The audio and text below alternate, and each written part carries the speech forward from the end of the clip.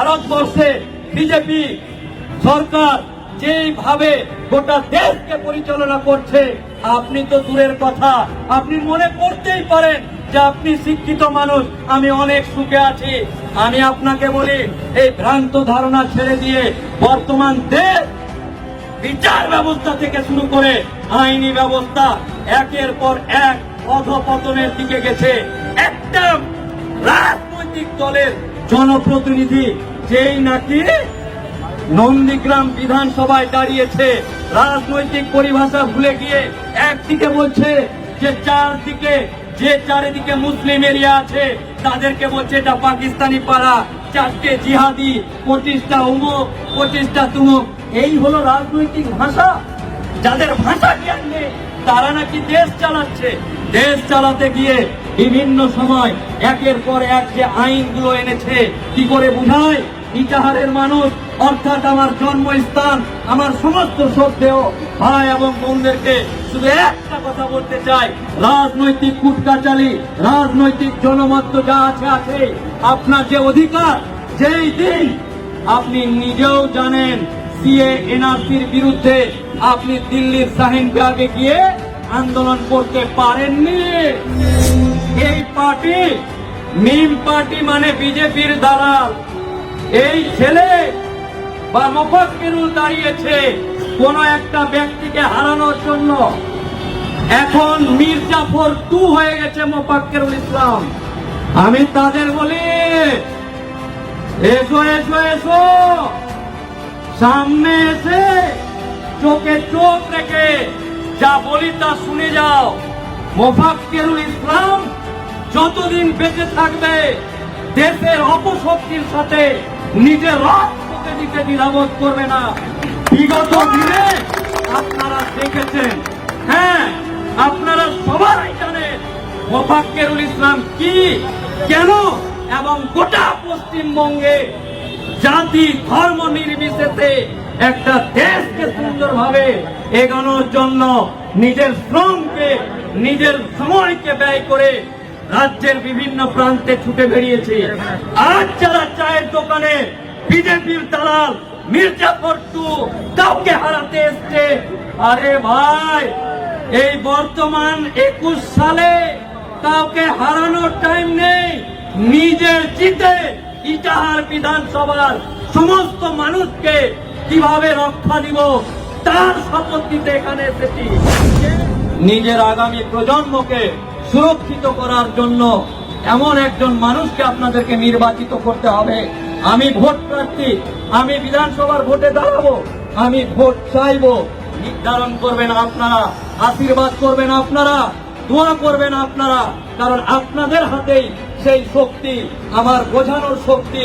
যত পারবো আমি ইটাহারের প্রত্যেকটা অঞ্চলে, অনেকজন বলছে 6 ঘরা মারনাই, সুরুন 1, সুরুন 2, বুলন্দর 1, বুলন্দর 2, কাপাসিয়া, সব এগুলা বাপরে বাপ আমরাই তো। আমরা কারাই?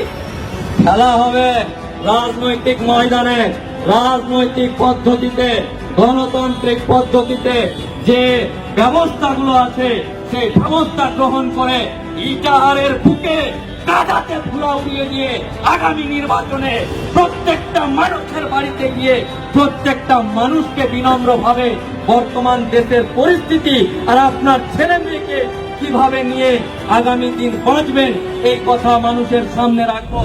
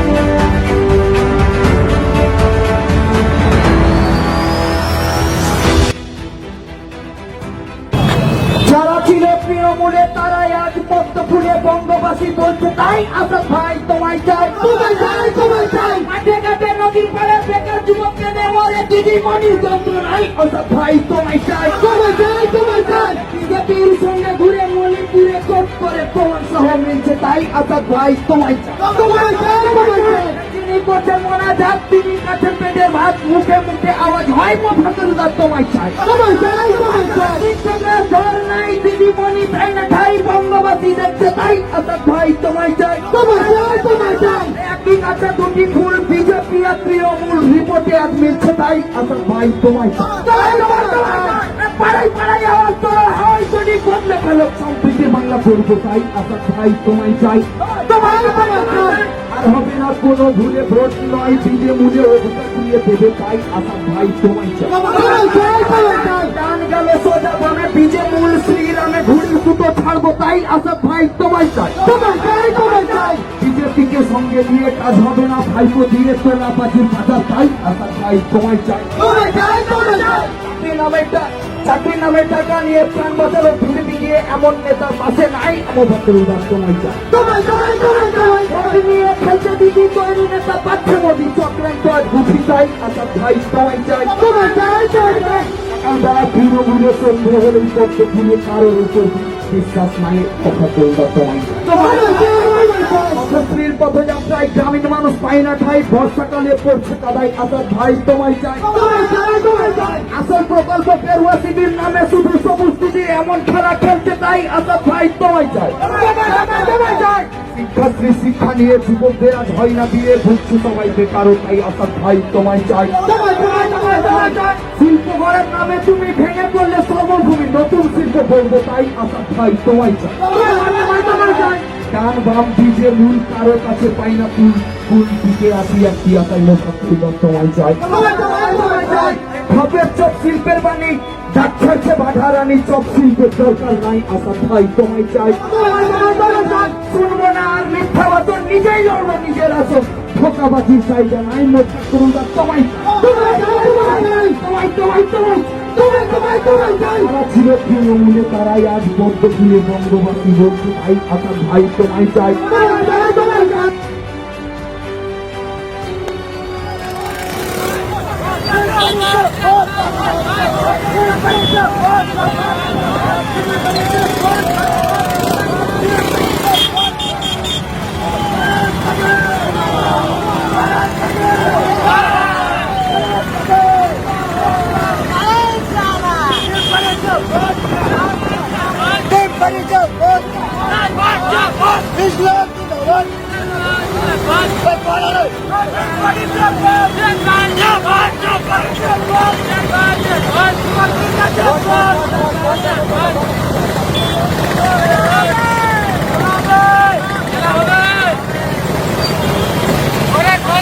ধন্যবাদ, ধন্যবাদ। 1983 সালের 31শে জুলাই ইটাহার থানার অন্তর্গত দৌলতপুর গ্রামে জনাব মাওলানা মুস্তাক হোসেন সাহেবের পরিবারে আমার জন্ম। আমার নাম মোফাক্কেরুল ইসলাম। এটা আমার সামনে যে সমস্ত আমার শ্রদ্ধেয় দাদা এবং ভাইরা আছে তারা সকলেই জানে।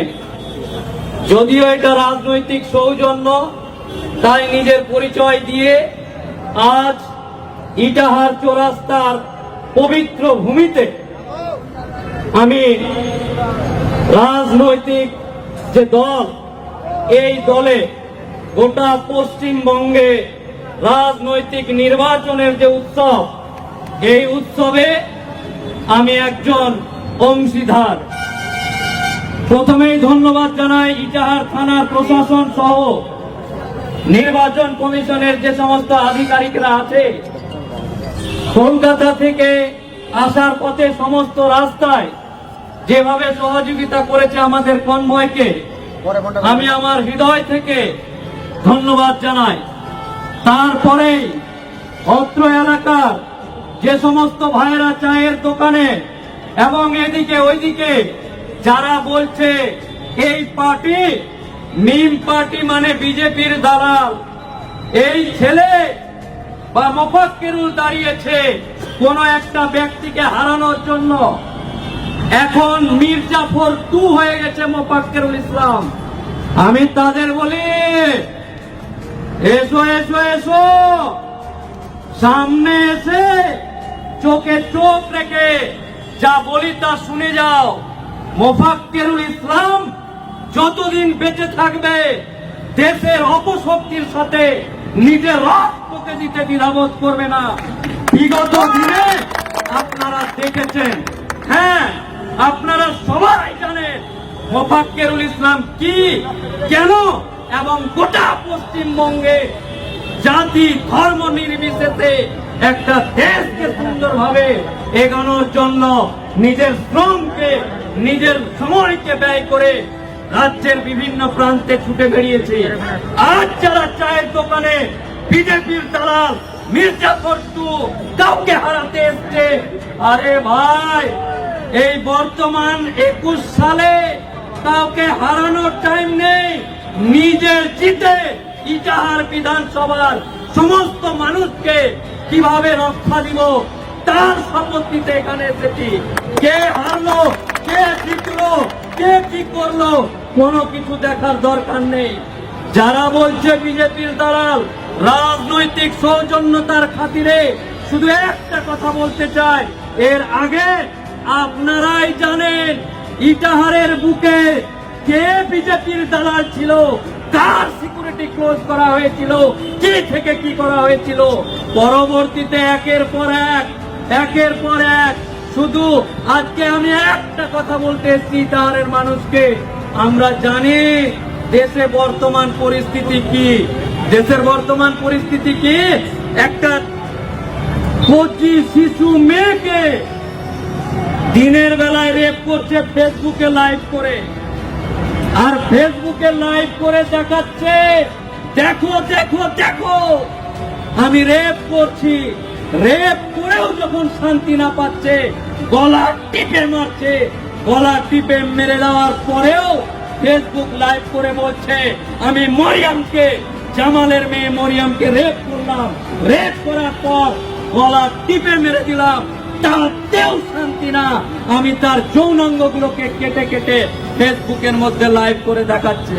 ভাবতে আপনাকে হবে আপনি কি করেন, আপনি কতটি তিরপল পেয়েছেন, কতটি টিউবওয়েল পেয়েছেন, আপনার রাস্তা কি হয়েছে আমার জানার দরকার নেই। 74 বছরের উন্নয়নের খতিয়ান যদি আমি আপনাদের সামনে একের পর এক হাতে কলমে লিখিয়ে বুঝিয়ে দিই, তাহলে দেখবেন যে টিউবওয়েল আর তিরপল পেতে পেতে আপনার বুকে টিউবওয়েল পোতা হয়ে গেছে। এখন ওই টিউবওয়েল দিয়ে রক্ত বের করার সময় এসছে। তাই উন্নয়নের কাজ তো আছে, কোন প্রতিশ্রুতির কথা নয়। আমি ভারতের সংবিধানকে হাতে নিয়ে ভারতবর্ষের মাটিতে আজকে আপনারা জানেন স্করপিও থেকে নেমে গরুর গাড়িতে করে মাথায় গামছা পরে ভোট চাইছে, গামছা বেঁধে ভোট চাইছে। আরে বাবা ইটাহারের মানুষ জানে স্করপিওর মালিক দুটো গরুকে জোয়ান লাগিয়ে দিয়ে কিছুক্ষণের জন্য গরুর গাড়িতে উঠে গেলে তোমার দরদ সেই সাধারণ মানুষ পাবে না। হেলিকপ্টার থেকে নেমে ধানের জমিতে ধান কাটছে, আবার হেলিকপ্টার করে উঠে চলে যাচ্ছে। নিজের ধান নিজে কাটতে হবে, নিজের গরুর গাড়ি নিজে চালাতে হবে। তার থেকে যেটা বেশি ইম্পর্টেন্ট সেটা হলো নিজের দেশ, নিজের দশ, নিজের জাতিকে আপনাকে বাঁচাতে হবে। আর এই জাতিকে বাঁচাতে গিয়ে নিজেকে সচেতন হতে হবে। এর আগেই বার্তা দিয়েছিলাম। কে বলছে, কারা বলছে? যে রাজনৈতিক দলের কর্ণধার, যে রাজনৈতিক দল রাজ্য পরিচালনা করে, তার কর্ণধারের পেপারে বেরোচ্ছে যে আমাকে শক্তি ভোট দাও। 130টা ভোট পেলে বা 130টা এমএলএ হলে বিজেপিরা কিনে নিবে। যখন যার মালিকেরই এই ধারণা থাকে, তাহলে আফটার ভোট বা জেতার পর কি হবে সময় কথা বলবে। যে রাজনৈতিক দল কেন্দ্রীয় সরকার চালাচ্ছে তাদের চোখে চোখ রেখে এই ইটাহারের চৌরাস্তার মাটিতে দাঁড়িয়ে বলতে চাই, ইটাহারবাসী শুধু নয়, গোটা রাজ্যে গোটা দেশে যে অপশক্তি এসছে, এই অপশক্তিকে আটকানোর জন্য একত্রিত হয়ে এমন একজন মানুষকে চিহ্নিত করে আপনার বিধানসভা থেকে বিধানসভায় পাঠাতে হবে, যে আপনাকে কোনোভাবে 5 কিলো চাল একটা তেলের শিশি দিয়ে নিজের আগামী প্রজন্মকে বাঁচানো যাবে না। বিভিন্ন জায়গায় আপনারা দেখেছেন 1 কেজি চালের ক্যারি ব্যাগ আর 1/2 কিলো তেলের শিশি নিয়ে বাড়ি বাড়ি দৌড়ে নিজের আগামী প্রজন্মকে বাঁচানো যাবে না। ভারতবর্ষে বিজেপি সরকার যেইভাবে গোটা দেশকে পরিচালনা করছে, আপনি তো দূরের কথা, আপনি মনে করতেই পারেন যে আপনি শিক্ষিত মানুষ, আমি অনেক সুখে আছি। আমি আপনাকে বলি, এই ভ্রান্ত ধারণা ছেড়ে দিয়ে বর্তমান দেশ বিচার ব্যবস্থা থেকে শুরু করে আইনি ব্যবস্থা একের পর এক অধপতনের দিকে গেছে। একটা রাজনৈতিক দলের জনপ্রতিনিধি যেই নাকি নন্দীগ্রাম বিধানসভায় দাঁড়িয়েছে, রাজনৈতিক পরিভাষা ভুলে গিয়ে একদিকে বলছে যে চারিদিকে মুসলিম এরিয়া আছে, তাদেরকে বলছে এটা পাকিস্তানি পাড়া, 4টে জিহাদি, 25টা উমুক, 25টা তুমুক। এই হলো রাজনৈতিক ভাষা। যাদের ভাষা জ্ঞান নেই তারা নাকি দেশ চালাচ্ছে। দেশ চালাতে গিয়ে বিভিন্ন সময় একের পর এক যে আইনগুলো এনেছে, কি করে বুঝায় ইটাহারের মানুষ, অর্থাৎ আমার জন্মস্থান, আমার সমস্ত শ্রদ্ধেয় ভাই এবং বোনদেরকে শুধু একটা কথা বলতে চাই, রাজনৈতিক কুটকাচালি, রাজনৈতিক জনমত যা আছে, আপনার যে অধিকার, যেই দিন আপনি নিজেও জানেন সিএ এনআরসির বিরুদ্ধে আপনি দিল্লির শাহিনবাগে গিয়ে আন্দোলন করতে পারেননি, কলকাতার শাহিনবাগে গিয়েও আপনি আন্দোলন করতে পারেননি, আপনি বাড়িতে বসে হাই হুতাশ করেছেন কখন কি অর্ডার আসছে, কখন কি আসছে। কিন্তু আমি এই মুহূর্তে আজকের যে সময়, আপনি বাড়িতে বসে যে আন্দোলনটা করতে পারেন, আপনি বাড়িতে বসে এই দেশের অপশক্তিকে আপনি বোঝাতে পারেন একটা সুইচ টিপার মাধ্যমে, যে দেশের অপশক্তি তোমরাকে আমরা চাই না, চাই না, চাই না। এবং এই অপশক্তিকে সরাতে গেলে এই পাওয়ার আপনার হাতে আছে, অর্থাৎ ইভিএম এর বোতামটা টিপার আগে বিভিন্ন দেশে আজকে যারা আমার সামনে বসে আছে তাদেরকে রাজনৈতিক জ্ঞান, বর্তমান পরিস্থিতি সম্বন্ধে জ্ঞান দেওয়ার মতো আমার ক্ষমতা নেই। তারপরেও আমরা সবাই কি করব, তাকে দিব, কোন দিকে গেলে কি হবে, একে দিলে লস হবে না লাভ হবে, এটা করলে কি হয়, আমার পছন্দের মানুষ তো নাই, কোন দিকে যাব, এদিকে তো অন্য মানুষ চলে এসছে। বাপরে বাপ, আমি শুনেছি এখানে আসার আগেই একটা জিনিস যেন রটে গেছে, 25 বছর পর যেন কি একটা পেয়ে গেছে। ব্রাদার, যে 25 বছরের কাউন্টিং করছো, যেই দিন 25 বছর আগের সূর্যাস্ত হয়, সেই দিনও তোমার আজকের পছন্দের মানুষের মতো একটা নাম ছিল, তখন তো তুমি সেটা ভাবনি। সেই দিন তিনি ভোট পেয়েছিলেন ইটাহার বিধানসভা কেন্দ্রে মাত্র 5,500 ভোট। আজকে তারপরে 25 বছরের পর কি হলো, তারপরেও এরকম অনেক আবির্ভাব হয়েছে, যেই দিন আপনার মনে হয়নি যে বিশাল কিছু একটা ব্যাপার হয়ে গেছে। বাপরে বাপ, না জানি কি পেয়ে গেলাম।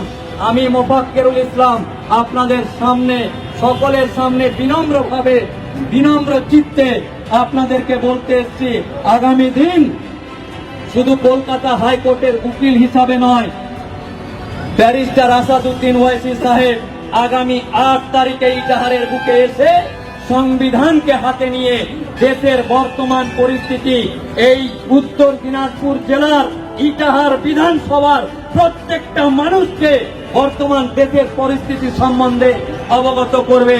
আমরা তার মনোনীত প্রার্থী হিসাবে 36 নম্বর ইটাহার বিধানসভা কেন্দ্রে অল ইন্ডিয়া মজলিসে ইত্তেহাদুল মুসলিমিন অর্থাৎ মিম পার্টি যেই দিন থেকে ইলেকশনে দাঁড়াবো, তারপর থেকেই পেট গুড়গুড় শুরু হয়ে গেছে। বাপরে বাপ, নিম পার্টি চলে এসছে। ভাই, তার আগে বিজেপি ছিল না? তার আগে দেশের অপশক্তিগুলো ছিল না? মোফাজ্জলুল ইসলাম আসাতে পেটের কুড়গুড়ি যাদের শুরু হয়েছে, তাদেরকে বলি পেট পরিষ্কার করুন, দেশের বর্তমান পরিস্থিতির কথা চিন্তা করুন। আগামী প্রজন্ম, আপনার ছেলে, আপনার মেয়ে, এই ভোটেই আপনার শেষ ভোট নয়। এই ভোট পশ্চিমবঙ্গের ভোট, অতি গুরুত্বপূর্ণ ভোট। এই গুরুত্বপূর্ণ ভোটে আপনাকে দায়িত্ব নিতে হবে।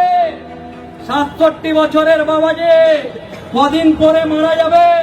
চোখটা বন্ধ করে আপনি শুধু ভাবেন আপনার বাপ, আপনার দাদুরা ইটাহারের বুকে যে হারে বুকের পাটা উঁচু করে চলতে পেরেছে, আপনার নাতি, আপনার পোতা আজকের দিনে ওই ইটাহারের বুকের মাটিতে বুকের পাটা উঁচু করে চলতে পারছে কিনা।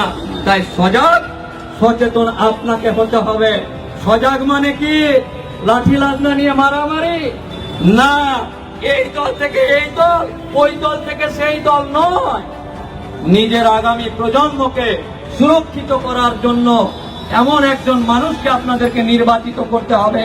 আমি ভোট প্রার্থী, আমি বিধানসভার ভোটে দাঁড়াবো, আমি ভোট চাইবো। নির্ধারণ করবেন আপনারা, আশীর্বাদ করবেন আপনারা, দোয়া করবেন আপনারা, কারণ আপনাদের হাতেই সেই শক্তি, আমার বোঝানোর শক্তি।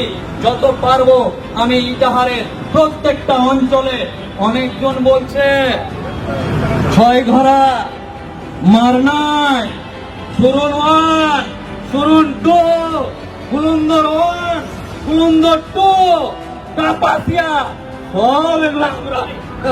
বাপরে বাপ, আমরাই তো আমরা কারাই। খেলা হবে রাজনৈতিক ময়দানে, রাজনৈতিক পদ্ধতিতে, গণতান্ত্রিক পদ্ধতিতে যে ব্যবস্থাগুলো আছে সেই ব্যবস্থা গ্রহণ করে ইটাহারের বুকে কাদাকে ধুলা উড়িয়ে দিয়ে আগামী নির্বাচনে প্রত্যেকটা মানুষের বাড়িতে গিয়ে প্রত্যেকটা মানুষকে বিনম্রভাবে বর্তমান দেশের পরিস্থিতি আর আপনার ছেলে মেয়েকে কিভাবে নিয়ে আগামী দিন বাঁচবেন এই কথা মানুষের সামনে রাখবো। আজকে আমার ইটাহারে প্রবেশের পর আমি আমার ভাইদেরকে বলেছিলাম যে একটা ছোট্ট মাইকের ব্যবস্থা করবে। এটা কোনো রাজনৈতিক ভাষণ নয়, এটা আমার একটা শুধুমাত্র আজকে যে আসলাম আপনাদের সাথে প্রার্থী হিসাবে যে এসছি, এটার একটা শুভ প্রকাশ বলতে পারেন। আগামী দিন প্রত্যেকটা মুহূর্ত, আজ থেকে ইলেকশনের আগের দিন পর্যন্ত 24 ঘন্টার মধ্যে 1 মিনিটের জন্য চোখের পাতা বন্ধ না করে ইটাহারের এই কর্নার থেকে শুরু করে ওই কর্নার, সামনে কর্নার থেকে পিছন কর্নার, যত রকম কর্নার আছে সমস্ত জায়গাতে নিজের দলের আদর্শকে নিয়ে গিয়ে মানুষের সামনে তুলে ধরবো। মানুষ বিচার করবে যে তিরপল নিব না টিউবওয়েল নিব, না আগামী প্রজন্মকে, আমার ছেলে মেয়েকে বাঁচাবো। কেউ যদি বলে তুমি তো একটা এমএলএ দিতে কি করবা, সবাই আমি তো ভোট দিয়ে দিলাম, যাও তুমি এমএলএ হয়ে গেলা, কত রকমের আলোচনা চায়ের দোকানে। হে ভাই, রাজনৈতিক যারা জানেন দেশ পরিচালনা হয় একটা গণতান্ত্রিক দেশে 2-3 রকমের সিস্টেম আছে। বিচার ব্যবস্থা বলে একটা ব্যাপার আছে। বিচার ব্যবস্থা, কোন রাজনৈতিক জনপ্রতিনিধি আপনার এই রোড যদি না করে, কলকাতা হাইকোর্টে মামলা করে 24 আওয়ার্সের মধ্যে এই রাস্তাকে ডিএম দাঁড়িয়ে থেকে ঠিক করবে, এই আইন আছে। তো আমি কি করব, আমি কি প্রতিশ্রুতি দিব, সেটা পরবর্তী কথা। আমি কোনো প্রতিশ্রুতি দিতে আসিনি, আমি শুধু বলতে এসেছি না, আমি 1 কিলো তেল আর 1/2 কিলো তেলের সিসি দিতে আসিনি। আপনি আগামী দিন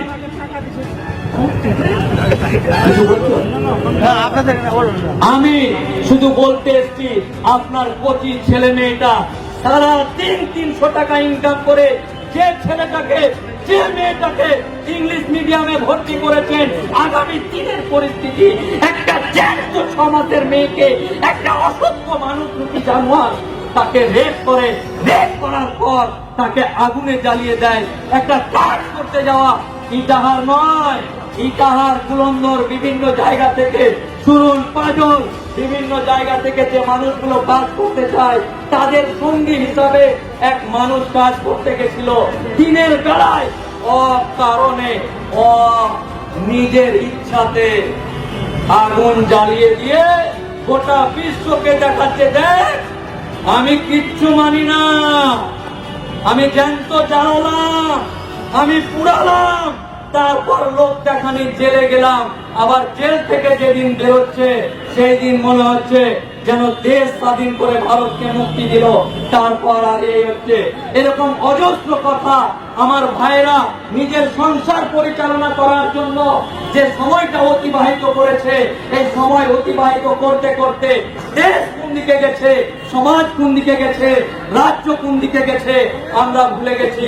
তাই আগামী দিন আজকের পর থেকে নমিনেশন ফাইল করার পরের দিন থেকে শুরু করব, ইলেকশনের আগের দিন পর্যন্ত ইটাহারের সমস্ত কর্নারে, সমস্ত বাড়িতে জাতি ধর্ম বর্ণ নির্বিশেষে একটা রাজনৈতিক দলের প্রতিনিধি হিসাবে সকলের কাছে এই দলের অর্থাৎ নিম পার্টির আদর্শ তুলে ধরব। আশা করি ইটাহারের মানুষ, ইটাহার বিধানসভা কেন্দ্রের মানুষ, সমাজ সচেতন মানুষ আগামী দিন তারা নিশ্চয় এমন কোন মানুষকে নির্বাচিত করবে যে আপনাদের আগামী প্রজন্মের কথা ভেবে দেশ এবং জাতিকে পরিচালনা করার সাহায্য